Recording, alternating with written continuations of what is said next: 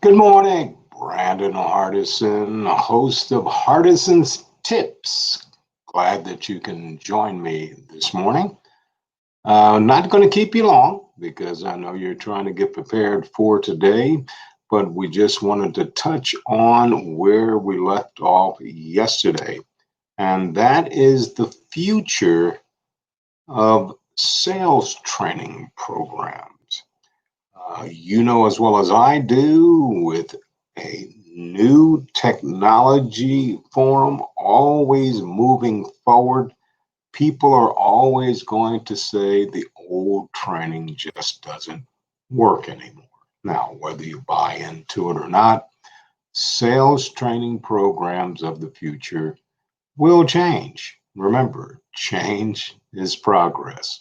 So, in yesterday's installment, I explored some of the major reasons that traditional approaches to training salespeople have failed to deliver any type of return on investment, and how sales trainers have evolved over the past 3 decades. In addition, I looked at four distinct types of learners. If we combine them, we can provide an effective ongoing development approach to sales professionals. But now we rely heavily on the management to help us out. Even though you may have your own in house trainer, people on the lower levels still have a manager that they report to. If that management or management team is not plugged into what you're trying to do, we're still going to have some problems. Keep in mind, all of this is based on my 20 years plus of experience in training national organizations, local organizations, whether they be major account, key account, up and down the street, in home, retail, sales. All of this resource, along with some independent studies of where I see the future going, is what I'm talking about. Now, I have defined a set of core principles for the IDEA learning program for sales organizations, but we have to understand where we've been so we can appreciate what's coming down the road.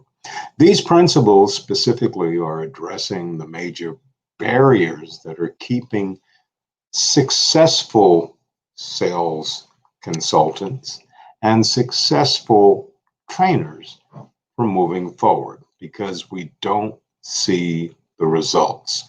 Or more importantly, when that board of directors, when that small business dealer owner gets together with these team members, they're looking at that budget dollar that they're spending on training and the training sources that go with it, and they say they can't see the return.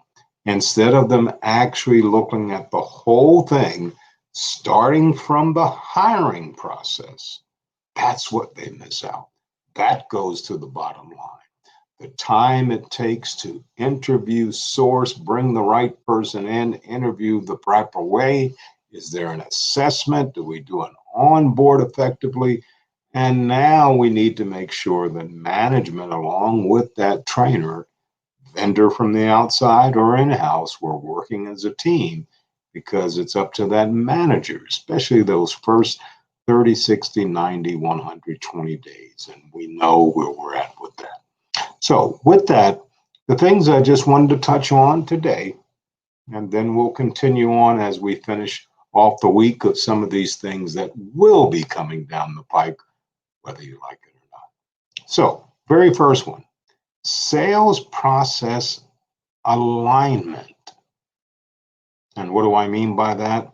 Now, all through the understanding of the process or processes, we need to make sure that it enables your salespeople to align themselves with the buyers so we can close business. It's hard to determine the type of competencies required for selling success if the processes are not consistent and clear to that salesperson. As a result, most training initiatives omit critical thinking requirements completely. Why? They have the crutch of that manager that's there. And so when that manager's gone, here's that salesperson with the decision maker or the client, and we don't know how to proceed further. Especially if you're in a major account, key account, where it's taking you 30, 60, 90 days to find decision maker or makers. Boy, it's a tough situation.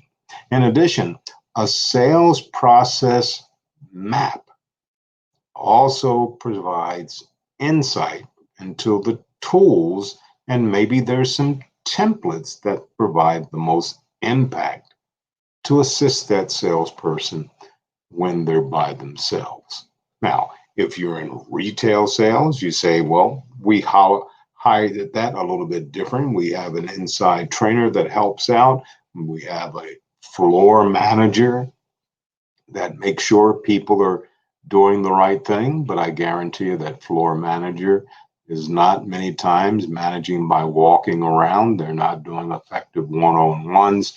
So we're still not getting what we really need out of that. Number two, how about the assessment? Here's your objective. How are you going to assess it and measure it? Once again, objective is assessment. How do you measure it? That's my question to you. Many sales organizations need defined models for evaluating the knowledge and skills of sales professionals and their managers. That's the key thing. Without objective assessments and measurements, it's impossible really to determine where the gaps exist and how training effectively, if you invest in it, is going to impact and increase it for the whole sales organization. Well, I'm still a little confused. We go through the orientation, and for some of you, I don't know why you still have this shadowing concept. Go watch what Brandon does, and you'll learn. That's not effective. How are you going to measure that? Or you have a manager who says they're going to spend time one-on-one with them, but they get taken away to some other duty. The person's left by themselves. We don't know what they've done. Measurement. We have to know where we're at so we can know where we can grow to. Happens every day. Happening right now. Will happen today somewhere around the country. Let's be realistic about our training plans. What can you do? Everyone cannot be a Fortune 500, 100. You don't have the resources. But what can you truly do? Realistically, what are your training plans? Based on your realistic and the team members you have for training, whether they're cross-training with managers and employees, or maybe they're cross-training between departments. Training plans need to be layered one at a time. And you need to have basic concepts to more of the complex issues that you have in each department. We many times don't think of that. Attempting to force too much content in a certain department that really the time frame is unrealistically set up for them to do, it yields nothing out of that. Now, well, we role play to go through some of that. Okay, and I agree. We can role play, but if there's someone there not being a coach to really effectively listen and take a realistic one-on-one by taking those notes and reinforcing, I'll say it again, reinforcing to that sales individual a path for success, we're still back at square zero. Now, what am I saying? These are the things that we're currently trying to justify and do. And if you don't do it in-house, you bring somebody in from the outside, being a vendor. And here's the secret. They know you can't do it. Did he actually say that? Yeah, they know you can't do it. That's why they say they'll be back in 30 days, 60 days, 90 days. Better yet, sign a year contract with us and we'll bring our people in. Come on. All of those things that you're talking about still will not work until the managers buy into it. So it's up to the general manager, it's up to the vice presidents. They have to set the tone to get the buy-in for any one of these sales training programs to be effective. And then the last thing I just wanted to touch on today is a comprehensive curriculum.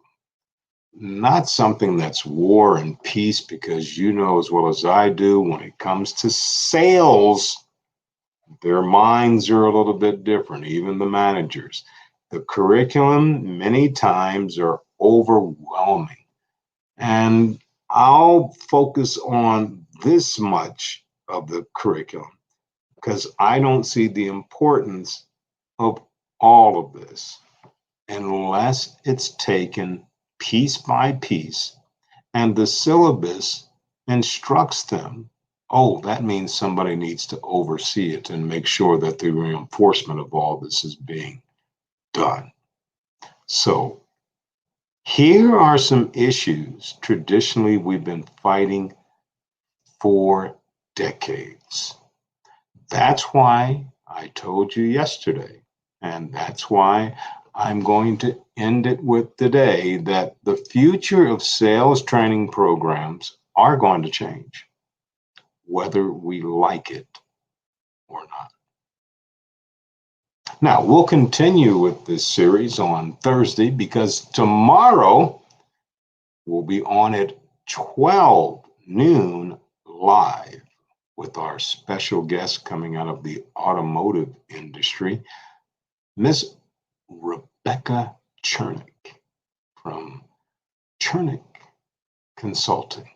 She is one of the best in the nation when it comes to giving guests a quality experience while they're in the business office with the F&I manager.